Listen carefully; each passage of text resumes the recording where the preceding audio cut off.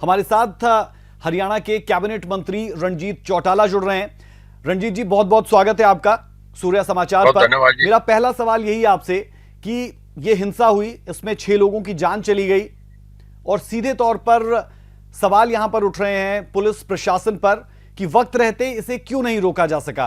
क्या आपको लगता है कि पुलिस प्रशासन बेटर तरीके से इसे डील कर सकता था? देखिए, किसी भी सिविलाइज सोसाइटी में इस तरीके के काम अच्छे नहीं लगते। कॉन्स्टिट्यूशन में देखें तो फंडामेंटल राइट में पहली बात ये आदमी है कि राइट टू लिव, हर आदमी जी। को अपना जीने का अधिकार है।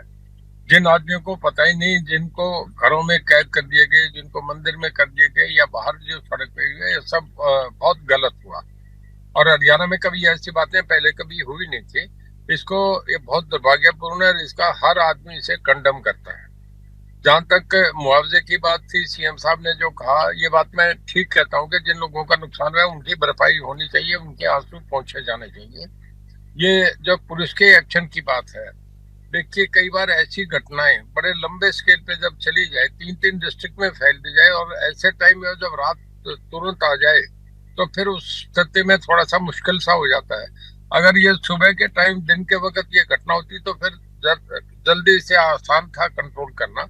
पर उसमें क्योंकि रात हो गई थी, मैं भी टीवी पे देख रहा था कि आर्मी आ रही है, दूसरे लोगों को मंदिर से निकाले जा रहे हैं।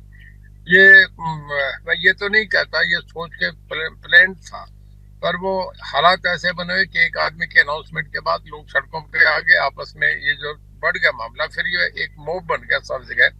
ये बहुत ही, कोई भी आदमी हरियाणा में इससे इसे अच्छा नहीं समझा, हर आदमी ने इसे कंडम करा। इवन अपोजिशन के लोगों ने भी कहा कि ये बहुत दुर्भाग्यपूर्ण है। पर अब कंट्रोल हो गया, हमें यही समझना चाहिए कि एक गंदी चीज आगे नहीं बढ़ी। हरियाणा में ऐसा कभी नहीं हुआ और मैं इस बात पे सहमत हूँ कि अब तुरंत एक्शन होना जी चाहिए जी। और सख्त से सख्त एक्शन लेना चाहिए, ताकि आइंदा इस तरीके की घटनाएं ना आए और जो आदमी इस तरीके के काम करते हैं उनके खिलाफ सख्त एक्शन होना चाहिए। बिल्कुल, लेकिन रंजीत जी, सवाल तो यही उठता है कि क्या पुलिस प्रशासन ने वक्त रहते इस पर काबू पाया? क्या इसे और बेटर तरीके से डील नहीं किया जा सकता था? क्योंकि सीधा सवाल यही उठ रहा है कि पहले से सोशल मीडिया पर दो समुदायों के बीच में आपसी बातचीत चल रही थी जो बहुत सौहार्दपूर्ण नहीं थी।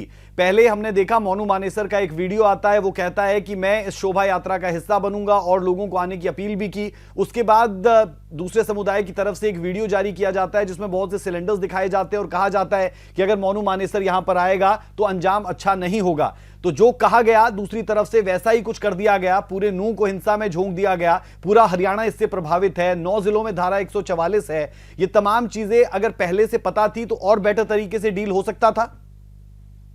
देखिए, कुछ बातें हो जाती है, उसमें समय से पहले कर लिया जाता ज्यादा बेहतर था। पर इसमें हमारे जो होम मिनिस्टर है विज साहब ने काफी कुछ इस मामले में एक्सप्लेन कर दिया गया, क्योंकि उनका अपना डिपार्टमेंट था। और बाद में मुख्यमंत्री जी ने भी इस पे कुछ कमेंट्स करे हैं। मैं ठीक समझता हूँ कि इस पे अगर थोड़ा सा पहले ध्यान कर दिया जाता तो ये घटनाएं शायद टल जाती। पर कई बार घटनाएं जब होती है तो किसी को ये अंदाजा नहीं होता कि इतनी बढ़ जाएगी। वो कहते हैं चिंगारी से ही आग लग जाती है, तो ऐसा किसी को ये अंदाजा नहीं था। कभी ऐसी हरियाणा में ऐसी घटनाएं हुई नहीं थी और किसी जी को जी। अंदाजा भी नहीं था कि इस तरीके का होगा। पहले कभी ऐसा मोब आज तक कभी भी, यहाँ बहुत दिन से मुस्लिम भाई भी रहते हैं, कभी आज तक मेवात में ऐसी घटनाएं नहीं हुई। तो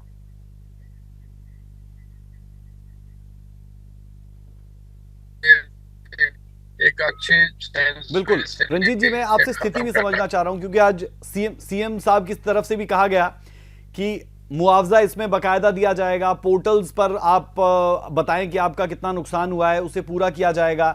आपको लग रहा है कि पोर्टल्स पर डालने के बाद जो तमाम लोग हैं उसमें मूवेबल और इमूवेबल एसेट्स की बात भी की गई है और बहुत से ऐसे पत्रकार भी थे, हमारे खुद के जो वहां से पत्रकार थे, उनकी गाड़ी तक इसमें जला दी गई थी। उनके नुकसान की भरपाई हो जाएगी?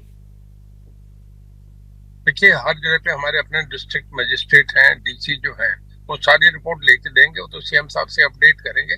और जो उन्होंने ठीक कहा है, जो हेड ऑफ द स्टेट है, उन्होंने कह दिया कि जो मुआवजा होगा, जिनका ठीक होगा, सब हम देंगे, चाहे वो शॉप्स का है, चाहे उनके मकानों का है। जिसने जो जान मान का भी हुआ है उसका भी उन्होंने अनाउंस करा है। तो ये बिल्कुल देंगे। हरियाणा कभी भी मुआवजा देने में कभी पीछे नहीं रहा। पर इस तरीके के मुआवजा देते हमें भी थोड़ी सी तकलीफ होती है कि ये घटनाएं नहीं होनी चाहिए थी। फसल की बर्बादी का मुआवजा देते हैं तो हरियाणा सबसे ज्यादा देता है। और इस मामले में सीएम साहब ने समझ के जो भी मुआवजा देंगे, मैं समझता हूँ ठीक करेंगे, लोगों की संतुष्टि के हिसाब से करेंगे।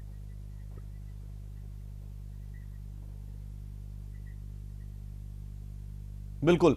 रंजीत चौटाला जी, कहा जाता है कि चौटाला परिवार हरियाणा में एक अलग जगह रखता है और मौजूदा वक्त में अगर हम देख लें तो आप सरकार के साथ है, जेजेपी गठबंधन में सरकार के साथ है, वहां पर भी चौटाला परिवार, आईएनएलडी इनेलो जो पहले सत्ता में रही वहां पर भी चौटाला परिवार। तो चौटाला परिवार की अपनी एक अलग से भी रहती है, उनका बहुत ज्यादा रुतबा हरियाणा में है और जब कोई भी चौटाला कुछ बोलता है तो लोग उसे बहुत ध्यान से सुनते हैं। ऐसे में जो शांति की अपील है वो आप सूर्य समाचार के माध्यम से लोगों से कैसे करेंगे, क्योंकि आपकी बात का वजन है?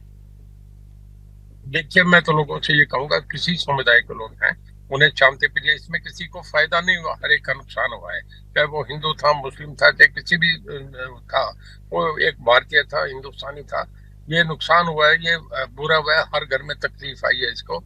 और इसमें मेरा सभी लोगों से ये अपील है, पूरे हरियाणा का, जैसे सीएम साहब कहते हैं हरियाणा एक, हम एक, हमें सबको इस मामले को करके इसे डिफ्यूज करना चाहिए और आइंदा बहुत भाईचारा जो हमारा सदा से इतिहास रहा है उसमें हमें रहना चाहिए। आम लोग जो समझदार हैं, जहां वो प्रिवेल कर सकते हैं, इस मामले को, घटना को खत्म करके आगे भाईचारा में बसना चाहिए।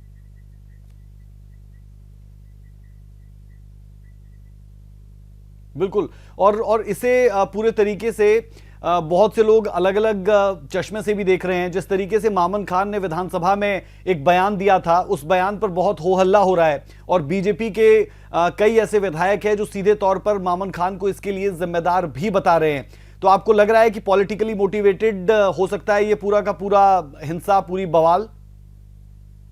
देखिए, मैं ये समझता हूँ कि समझदार आदमी को इस पे कभी इस तरीके का एक्शन रिएक्शन नहीं करना चाहिए। ऐसे मौके पे हर आदमी को ये उसका फर्ज बनता है, उसकी ड्यूटी बनती है कि वो अच्छे तरीके से इसे निपटाने के काम में करे, इसमें ज्यादा आग लगाने का काम नहीं करे, चाहे वो किसी भी पार्टी के कोई भी विधायक है, इसे निपटाना चाहिए। हिंसा किसी को फायदा नहीं करती है, हिंसा से हमेशा नुकसान हुआ है।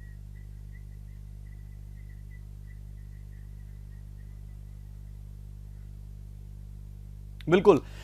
रंजीत जी, एक आखिरी सवाल मैं आपसे कर रहा हूं। हमें पता है कि आप गाड़ी में हैं और आपने सूर्य समाचार के लिए वक्त निकाला है, आप गाड़ी रोककर खड़े हैं।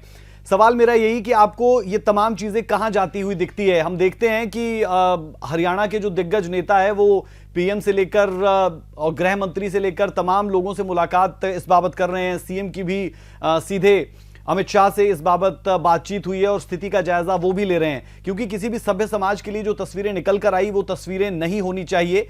उस लिहाज से अगर देखा जाए तो क्या इसका असर किसी तरीके से आपसी सौहार्द, भाईचारे पर पड़ेगा? क्योंकि वापस नूह को उसी पटल पर लाना बहुत मुश्किल हो जाएगा और जिस तरीके के विरोध प्रदर्शन अब अलग अलग जगहों पर हरियाणा में देखने को मिल रहे हैं वो भी स्थिति अच्छी नहीं है। क्योंकि मैंने पहले भी जिक्र किया कि 8 से 9 जगहों पर हरियाणा में ही धारा 144 लग गई, पलवल में आगजनी की खबरें आ गई, गुरुग्राम में वैसी ही कुछ तस्वीरें आई, रेवाड़ी में भी छुटपुट चीजें हुई।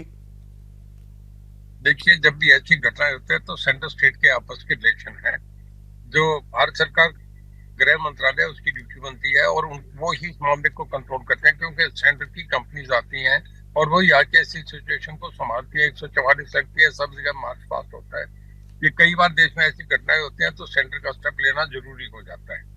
और इसमें मैं ये कहूंगा कि ऐसी घटनाएं अब आइंदा नहीं होनी चाहिए। हर आदमी ये चाहेगा। मैं नहीं समझता कि इसका लंबे समय पहले ये क्षणिक घटनाएं थी, हो गई, दुर्भाग्यपूर्ण थी। किसी को ये अंदाजा नहीं था कि ऐसी घटनाएं हो जाएंगी। ना उन्हें पता था, मेवात के लोगों को, ना गए जो यात्रा कर रहे थे उन्हें भी ये पता नहीं था कि ये घटना इतनी बड़ी हो जाएगी। बहुत नॉर्मल लेके चले थे। अगर ऐसा पता होता तो दोनों तरफ से ये मामला रुक सकता था, पर एक अनजाने में अचानक ऐसी घटना होगी जिसका किसी को अंदाजा नहीं था। कई बार ऐसी परिस्थितियां हो जाती है कि जिसमें नहीं चाहने के बाद भी हो जाता है, पर जो भी हुआ वो अच्छा नहीं था, दुर्भाग्यपूर्ण था। और अब इसे भाईचारे में बसना चाहिए। बिल्कुल, बेहद शुक्रिया रंजीत चौटाला जी, सूर्य समाचार को वक्त देने के लिए, बातचीत के लिए। तो ये आपने सुना कैबिनेट मंत्री रंजीत चौटाला को, जिन्होंने साफ तौर पर कहा कि जो कुछ हुआ वो निंदनीय है।